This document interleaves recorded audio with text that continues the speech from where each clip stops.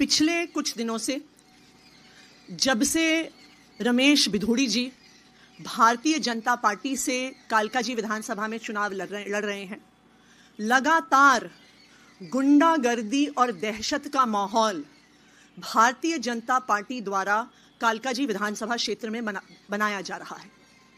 विधानसभा के हर इलाके में भारतीय जनता पार्टी के कार्यकर्ता और कई लोग जो कहते हैं हम रमेश बिधूड़ी जी के भतीजे हैं, आम आदमी पार्टी कार्यकर्ताओं को डरा रहे हैं, धमका रहे हैं, उनका कॉलर पकड़ रहे हैं, उनका पार्टी का प्रचार का सामान लेके छीन रहे हैं, जला रहे हैं।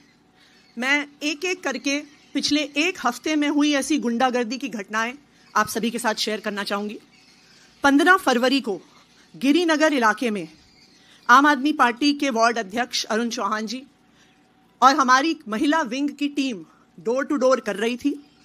वहां पर भारतीय जनता पार्टी के राजीव भाटी जी, जो कहते हैं वो बिधूड़ी जी के भतीजे हैं, पार्टी के और भारतीय बीजेपी का पटका उन्होंने पहना हुआ था, वो हमारे कार्यकर्ताओं के पास आए, गाली गलौज किया, उनके हाथों से स्टिकर छीने, उनके हाथों से पैम्फलेट छीने और वहां पर गाली गलौज करने के बाद आम आदमी पार्टी के पर्चों को जलाया और आम आदमी पार्टी के स्टिकर्स को जलाया।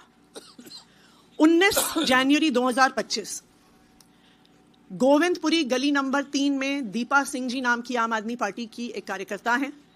उनको रात को 11:40 पर रमेश बिधूड़ी जी का व्हाट्सएप पर कॉल आया 9811039678 फोन नंबर से।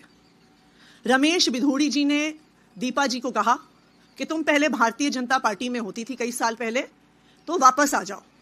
जब उन्होंने मना किया और कहा कि हम तो अब आम आदमी पार्टी में हैं, आतिशी जी के साथ हैं, तो बिधूड़ी जी ने कहा ये आतंकवादियों की पार्टी है, 8 तारीख के बाद आतिशी जेल जाएगी, उसको अंदर करवाऊंगा और साथ में तू मेरे साथ बाहर नहीं निकली तो तुझे भी अंदर करवाऊंगा 8 तारीख के बाद। जी ने खुद फोन करके आम आदमी पार्टी की एक महिला कार्यकर्ता को धमकी दी। 19 तारीख को ही गोविंदपुरी गली नंबर 5 में हमारे एक कार्यकर्ता का रिश्तेदार अंकित गुप्ता दिल्ली के बाहर से आया हुआ था, डोर टू डोर प्रचार कर रहा था। भारतीय जनता पार्टी के कार्यकर्ताओं ने उसका पटका छीना, उसको थप्पड़ मारा और जो पर्चे उसके हाथ में थे उनको जला दिया। 20 जनवरी कल नवजीवन कैंप के एफ ब्लॉक में 2 दिन पहले भारतीय जनता पार्टी की टीम, कई बच्चों को उन्होंने लगाया हुआ था स्टिकर्स चिपकाने के लिए, पोस्टर चिपकाने के लिए।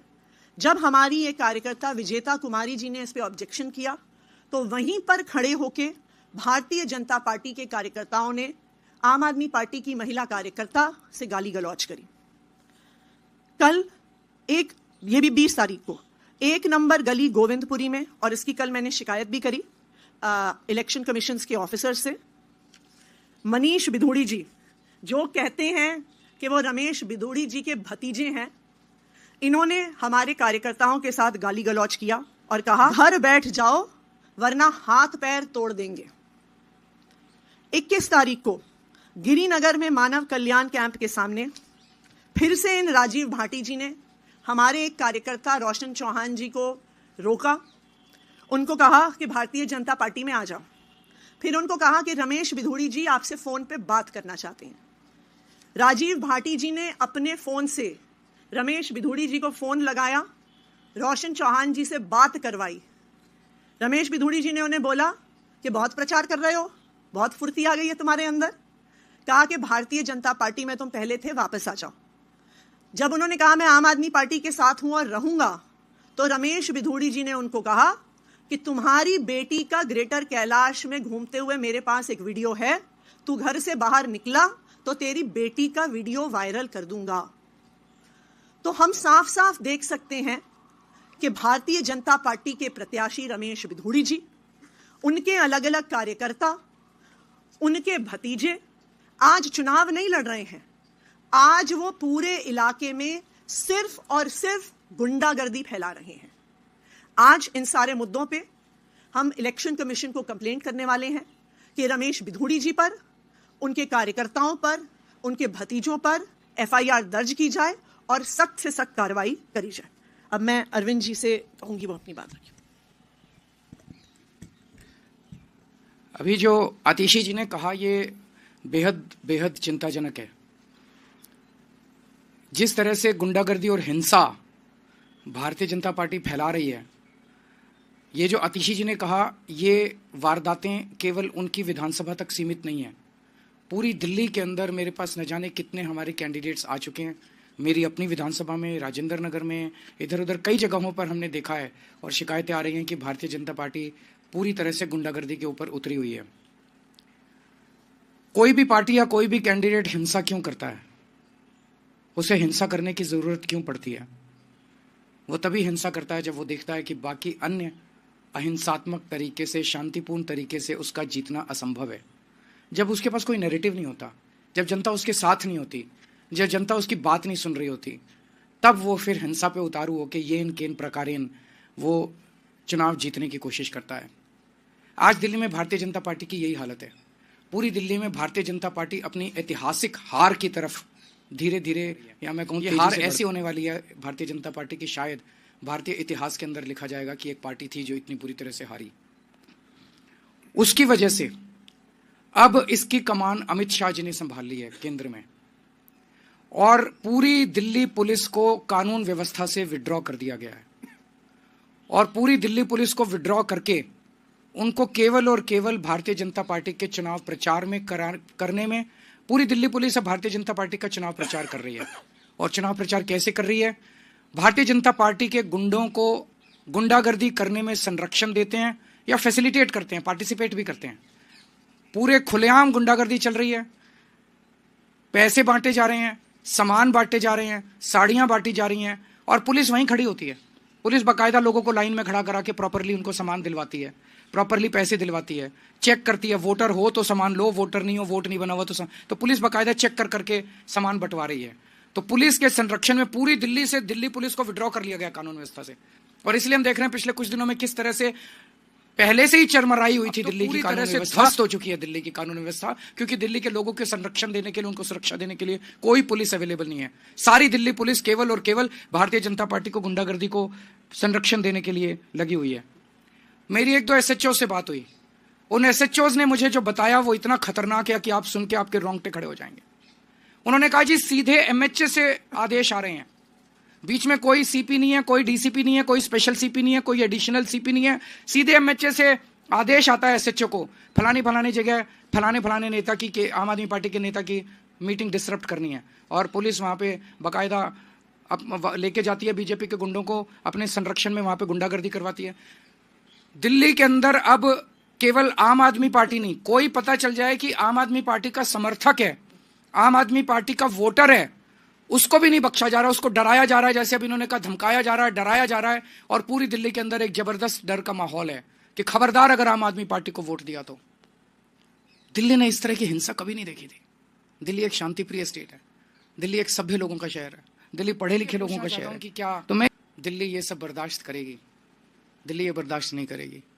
मेरी अपनी 3 या 4 सभाओं को इन लोगों ने डिसरप्ट करने की कोशिश की, और बड़ी खूबसूरती देखिए कि वहां जो ऑडियंस में लोकल जनता आई हुई थी, महिलाओं ने खड़े होकर जो बीजेपी के कार्यकर्ताओं को खदेड़ा, वहां से उन्हें दुम दबा के भागना पड़ा। तो मैं दिल्ली की जनता को कहना चाहता हूं कि दिल्ली हम सब लोगों की है, इन गुंडों की नहीं है दिल्ली। हमें दिल्ली को बचाना पड़ेगा, आपको दिल्ली को बचाना पड़ेगा।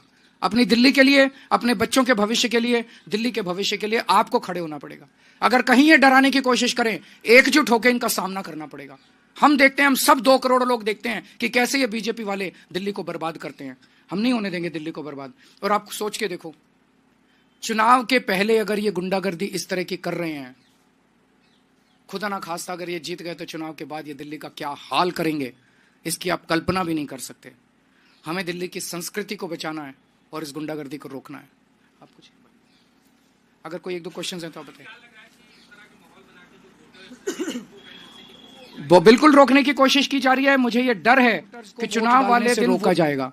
मुझे मतलब मैंने बताया, बीजेपी अपनी शायद 2015 की जो हार थी, 3 सीट आई थी, उससे भी ज्यादा बुरी हार इन लोगों की होने वाली है। इस बार बहुत बुरा हाल होने वाला है। और जितनी गुंडागर्दी ये कर रहे हैं उतने वोट इनके कम हो रहे हैं, उतने वोट। जनता ये पसंद नहीं करती। जनता कहती है भाई आप अपना काम बताओ, काम इनके पास है नहीं गिनाने को। जनता कहती है आप अपना विजन बताओ, विजन ये कहते हैं मोहल्ला क्लिनिक बंद कर देंगे, दिल्ली के स्कूल बंद कर देंगे, दिल्ली के। जनता को ये सब, इनका एजेंडा पसंद नहीं आ रहा जनता को।